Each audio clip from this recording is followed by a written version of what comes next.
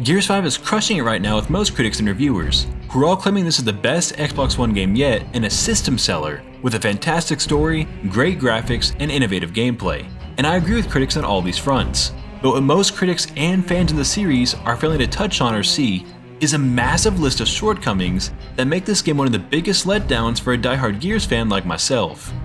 This game has some of the worst microtransactions I've ever seen in a AAA game, awful progression rewards, terrible game physics, and downgrades in the gore, animations, weapon sounds, and some of the stupidest AI I've seen in any game. Moreover, Gears 5 has an insultingly small roster, a disappointing Horde offering that greatly limits personal choice and playstyle, low enemy diversity with half the enemies not being fun to fight, the new hyped up mode Escape feels more like a minor feature instead of a showstopper that the Coalition wants it to be, the multiplayer suffers from a multitude of changes and imbalances, and worse yet, this game's stability and number of bugs at launch is entirely unacceptable for a big budget release. This is being touted as the biggest and best Gears yet by the marketing, and so far both of those statements fail at accurately describing this game. And one more thing I've noticed that is so incredibly strange for me is the game's subreddit is mostly full of people who will defend every single issue in the game, and downvote every comment that makes even an objective statement, such as this one seen here that was a comment about Krobcat's video. At least the forums in the official Gears website are very aware of the game's issues. So before I go into my huge laundry list of complaints about Gears 5 and demonstrate just how much of a letdown this game is compared to the other games in the series, and discuss things that most of the reviewers haven't addressed, let me quickly explain how I'm a huge Gears fan and love the franchise almost as much as Halo and Mass Effect. That way you can tell I'm not hating on the game simply for hate, but rather criticizing it out of love, and trying to bring awareness to these issues. Because if we the fans and consumers don't call out these problems, they will only get worse as time goes on. And at the current moment, some hardcore fans are defending every shortcoming of the game, including saying that spending $25 on a small cosmetic pack is fine. So if that's said, there's timestamps in the description below so that you can skip around the conversation. But if you want to hear everything, here's a quick explanation of why Gears of War is so important, and why I love it so much, before going into the letdown that is Gears 5. It's only fitting to start with the franchise that has defined this generation of games. It's a game that more than 1 million people have pre-ordered, and it's the biggest exclusive on any console this year. Gears of War holds a special place in my heart. After all, when the first Gears game came out in 2006, my parents thought I was too young to play that game, so I had to pay my babysitter's boyfriend $5 each time she came over, just so I could borrow his copy of Gears to play on my Xbox. Over time, I finally convinced my dad to let me buy the game, because while he thought I only liked the game for its violence, I explained and showed to him how this game was the game to play on the Xbox 360. It had perfected third-person cover-based combat, fully utilized heavy and powerful feeling weaponry, was filled to the brim with realistic gore, had a dark and interesting world, included a fitting and great soundtrack, and had an amazing multiplayer experience that no other game can replicate. With the stellar critical and commercial success of Gears 1, the Gears of War franchise was cemented as a system seller, and quickly became an IP that sold incredibly well and built up a massive fan base.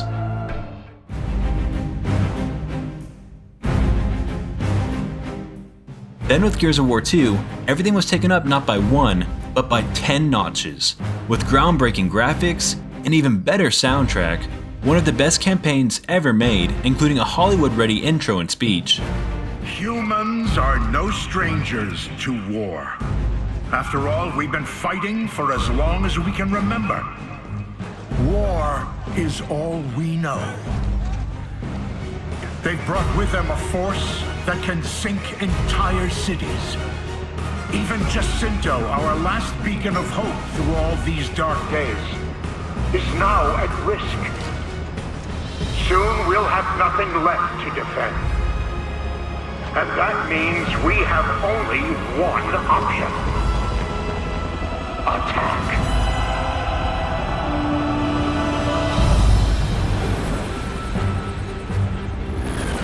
Gears revamped the acclaimed multiplayer, greatly expanded the enemy and weapon diversity, and of course introduced a game mode that's become a staple in many games, but has arguably been executed the best in Gears, the infamous and widely loved Horde mode. Gears 3 then somehow managed to do even more than Gears 2 by pushing the 360's graphic capabilities to its limits, and by basically drowning the player in content by adding a new 4-player drop-in drop-out co-op instead of the usual 2 players, included a great quantity of high-quality maps, revolutionized Horde once again with even more weapons, crazy enemy diversity, including my personal favorite, the Lambit Berserker. Here it comes! Lambit Berserker! Dom, we've got a Lambit Berserker! Marcus, run! Greatly expanded the multiplayer, and even introduced another mode called Beast Mode, letting the players play as those crazy enemy bosses that we had always fought, including becoming a Berserker.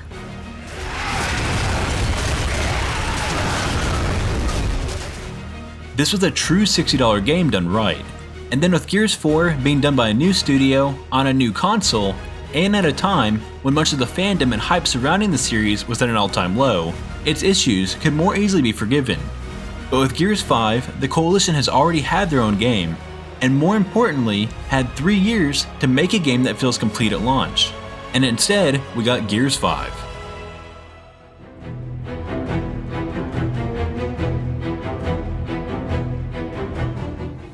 Yes, the campaign in Gears 5 is good. Yes, the graphics are insane. Yes, the multiplayer still feels just as great as it always has. And yes, it feels damn good to play a Gears game again. But the list of negatives is so long and important that I have a hard time recommending this game to people, and I find myself already feeling bored. Now let's quickly address one defense many people are using to justify all the issues.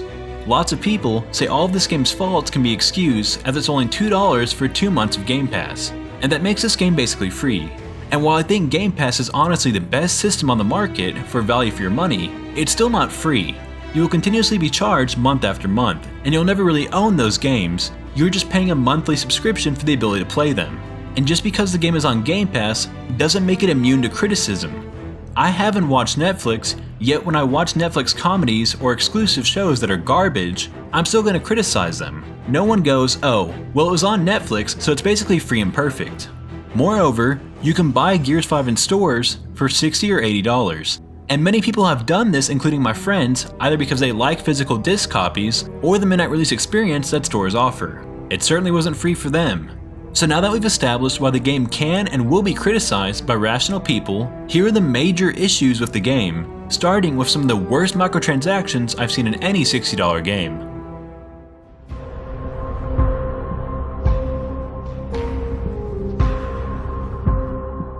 With the current monetization model that exists in the game, I would have preferred the loot boxes from Gears 4.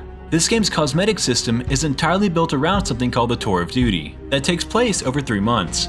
This is basically a battle pass that you see in most games nowadays. To level up in the Tour of Duty, you need to complete daily challenges that will award stars. You receive 3 challenges a day that award anywhere from 1 to 3 stars. However, this system is literally just a paywall. You can't sit down 1 or 2 days a week to play the game for an extended period of time and make up for days you couldn't play. You have to play every day and complete all the challenges to finish the Tour of Duty on time. Regular experience points don't progress this. Even if you are managing to keep up with and finish these challenges on time, the rewards are awful. No one cares about blood splatters, enemy marking symbols, emotes, banners, or other crap like that. All most people are going to care about is new characters and weapon skins.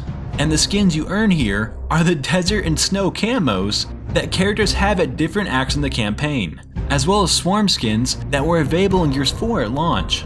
The top tier item is a single weapon skin, and not even one that looks legendary or exotic. Moreover, you can only earn 500 iron during this battle pass. Every 100 iron is effectively $1. So with emotes like a thumbs up costing $10, and a set of skins for a couple of guns costing upwards of $25, you're looking at either spending more money on skins here than in free-to-play games like Apex Legends, that let you at least purchase 1 legendary of your choice per battle pass. Or you can wait roughly 6 months of game time to purchase an emote, or a whopping 15 months to purchase a weapon skin bundle. Apex Legends has already received a fair amount of criticism alongside Fortnite for incredibly expensive cosmetics, but at least those games are actually free to play without a monthly subscription. And for those players who say cosmetics don't affect gameplay, you're right, they don't, but they still mean a lot to me and many others who enjoy collecting everything in games, or unlocking cosmetics that display milestones that you've completed throughout your time with the game.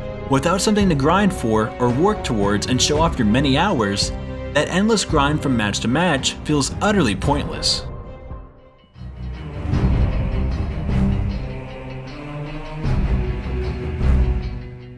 The next aspect I want to address is the incredibly small roster of characters, and the issues of hero abilities on them.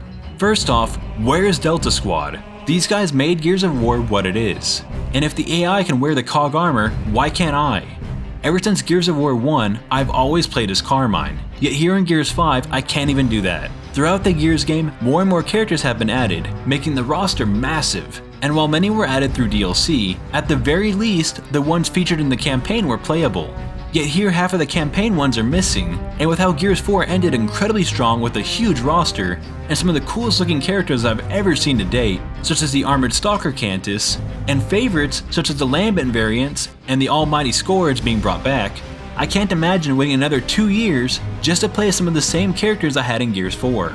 The defense that many fans and the Coalition themselves will use for such a small roster is how the developers need more time to develop character skills and abilities. But in all honesty, I hate this so much. So many looter shooter games have learned that you should never have to choose between looking cool or playing how you want. Let the player pick the class they want to play in Horde and Escape, and have the characters simply just be skins. That way if my buddies and I all want to be COG soldiers in Horde, we can. This would make it easier for the developers in terms of not having to make as many new classes, and better for fans, as the playable roster could be expanded tenfold and done at an incredibly faster rate. The roster shouldn't suffer for Horde and Escape, especially when Escape, in my opinion, is such a minor addition to the game, as it's basically just you and 2 buddies trying to run from gas through various hallways and reach the end. It's challenging and can be fun at times, but it's just not a mode strong enough to be on equal footing as Horde, multiplayer, and the story. Though I'm sure some will love it, and for that I'm happy for them. However, it still doesn't change the fact that the restriction on characters here and on Horde is insulting. And speaking of Horde,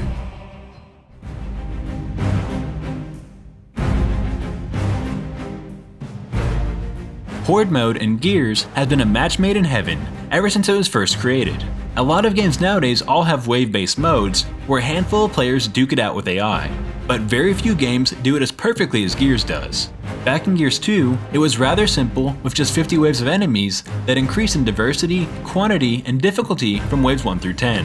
And then after every 10 waves, modifiers such as double enemy health and double accuracy were added. This was a fan favorite mode of the game, and many reviewers claimed it was one of the most fun co-op experiences they had ever played on console, and this greatly extended the game's lifespan, since unlike the Call of Duty Zombie mode, Horde could be done on any multiplayer map. Then in Gears 3 with Horde 2.0, there were a lot more enemies, boss waves every 10 waves, as well as the ability to place and upgrade defenses. This combination of this already addicting mode with great enemy variety, buildable and upgradable defenses, and some of the best bosses ever made, it seemed like the mode couldn't get any better. Then Gears 4 introduced a class system and a mobile-based-like device called the Fabricator. While the Horde did begin to divide players in terms of the class roles, many enjoyed the upgradable skill cards as well as the mobile-based setup. Now in Gears 5, everything is the same as Gears 4, except characters have ultimates and abilities, a la Destiny and the current trend. While you would think I would have enjoyed the Horde offering here, I've actually become bored after just a few days. And while part of that may be due to the redundancy of the mode, there are several problems that Gears 5 highlights.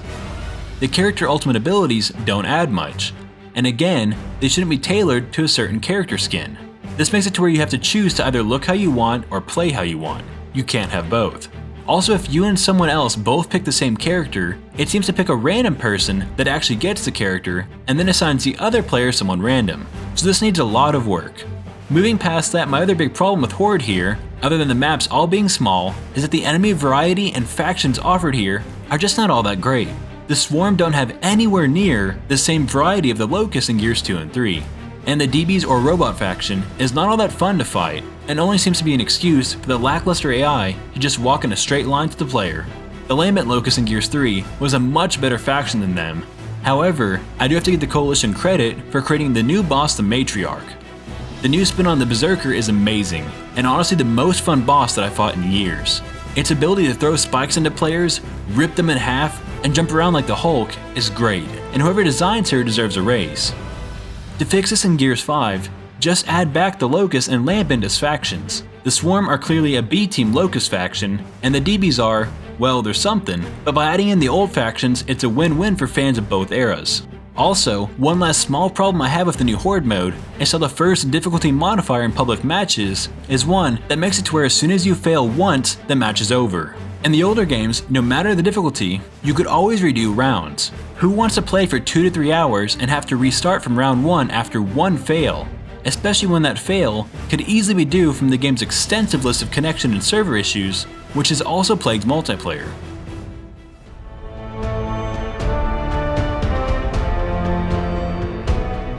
The multiplayer in Gears of War games is something that is truly unique and offers a playstyle found nowhere else in the market.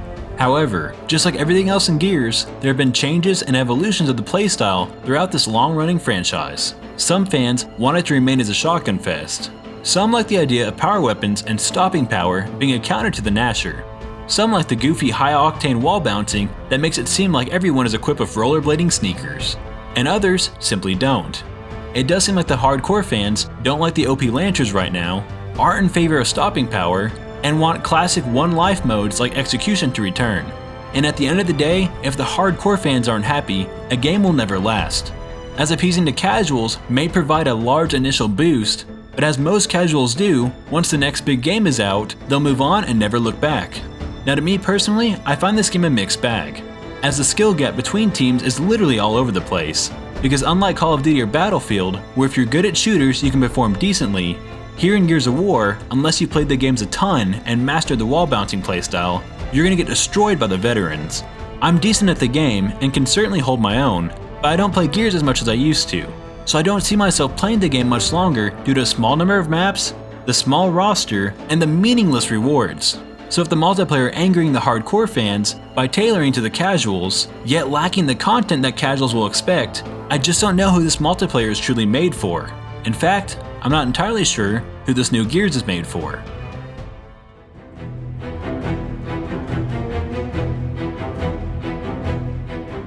In Gears 5, the old characters are slowly being pushed out of the way for a new cast. The new music, while good, doesn't sound anything like Gears of War. The graphics, while amazing, are being prioritized over the physics, destruction, and visceral gameplay of the original games. The old horror and Brothers to the End atmosphere is being replaced by war ethics and character drama. Horrible microtransactions have been introduced, and the content at launch in terms of characters, maps, horde, enemy variety, and so much more is a fraction of what we had previously. This game very much feels like it was made for a new generation, and a new set of fans. And I think the game losing the "of war" in the title and simply being called Gears 5 officially perfectly explains how this no longer feels like the older Gears of War games. From what I've played and from what I've seen and read, Gears 5 is very much following the same path that 343 Industries followed of Halo 5. Halo 5 proved to be incredibly divisive and was hated by much of the community.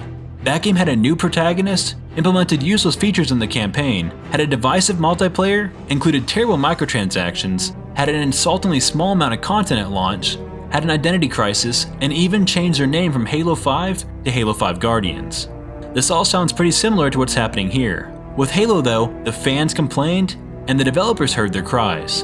And from this, the next entry, Halo Infinite, is being built almost entirely around what the fans want, and is being based off of the original games in terms of what made Halo, Halo. So now here with Gears 5, fans can either accept this and let the game continue to become something else, or we can voice our concerns and complaints and let the coalition know what needs to change, so that Gears can become the system seller and Titan IP that it used to be. Well, that brings this video to a close.